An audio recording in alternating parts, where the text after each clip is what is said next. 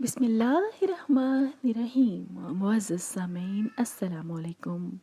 سامعین، آج کی ہماری ویڈیو کا موضوع ہے کہ یہودی بندر کیسے بنے۔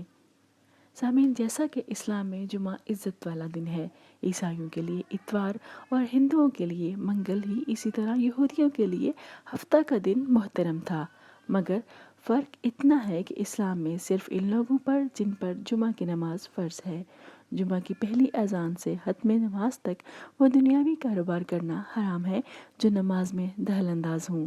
عورتیں، بچے، مسافر اور بیمار لوگ اس سے علیحدہ ہیں کیونکہ ان پر جمعہ فرض نہیں ہے۔ لیکن یہودیوں اور عیسائیوں کے ہاں ان سارے دنوں میں دنیاوی کاروبار کرنا حرام تھے، خاص کر شکار کرنا سخت جرم۔ حضرت موسیٰ علیہ السلام کے بعد یہ واقعہ پیش آیا کہ بنی اسرائیل کی ایک جماعت بحر کلثم کے کنارے شہر ایلا میں رہتی تھی، جو مدینہ منورہ اور شام کے درمیان ہے۔ یہ لوگ مچھلی کے بہت شوقین تھے۔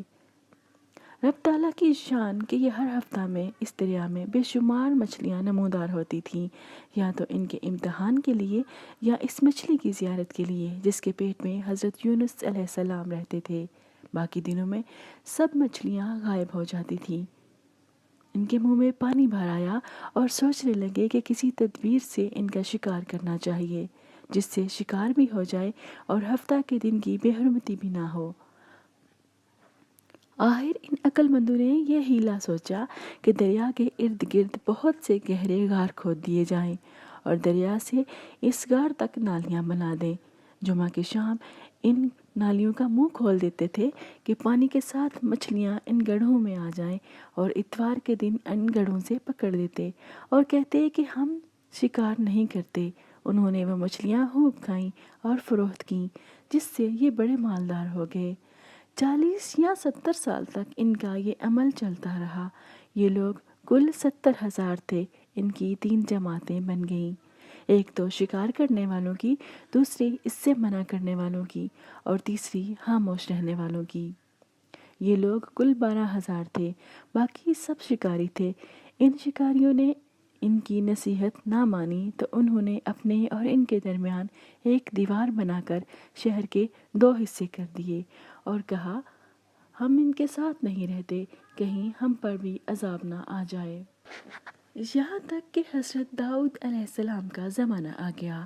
آپ نے ان کو شکار کرنے سے منع فرمایا اور فرمایا کہ اے بے وقوفو، قید کرنا ہی تو شکار ہے۔ جیسے کوئی ہرن کو جال میں پھانس لے، اس نے شکار کر لیا، کھائے یا نہ کھائے، اور کھائے تو آج ہی کھائے یا کبھی دوسرے وقت۔ غرض یہ کہ ہفتہ کے دن تمہیں شکار کرنے کی ممانعت ہے، نہ کہ فقط ہاتھ میں پکڑنے کی یا کھانے کی۔ اس سے باز آ جاؤ ورنہ عذاب میں گرفتار ہو جاؤ گے۔ شکاریوں نے کہا، ہم تو بڑے عرصے سے یہ کام کر رہے ہیں، اگر یہ برا ہوتا تو اب تک ہم کو امن کیوں ملتی؟ تب داؤد علیہ السلام نے یہ دعا فرمائی جس سے رب کا غضب آ گیا، اور رات میں یہ سب کے سب بندر بن گئے، یا جوان لوگ بندر اور بوڑھے لوگ سور بنا دیے گئے۔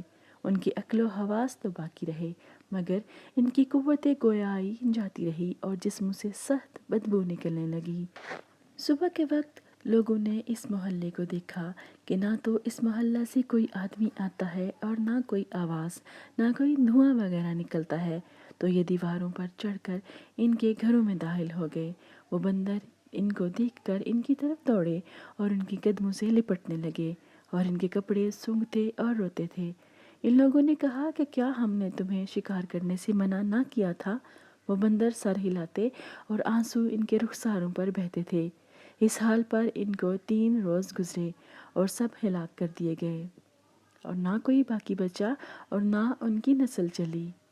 معزز سامعین، لوگوں میں یہ مشہور ہے کہ موجودہ بندر انہی کی نسل میں سے ہے، لیکن یہ غلط ہے۔ ان سے پہلے بھی بندر تھے، اور یہ موجودہ بندر ان سے پہلے بندروں کی اولاد میں سے ہی ہیں، کیونکہ صحیح روایت میں ہے کہ کوئی مسخ شدہ قوم 3 دن سے زیادہ نہیں جیتی، نہ کھاتی ہے نہ پیتی ہے، اور نہ ہی ان کی نسل آگے چلتی ہے۔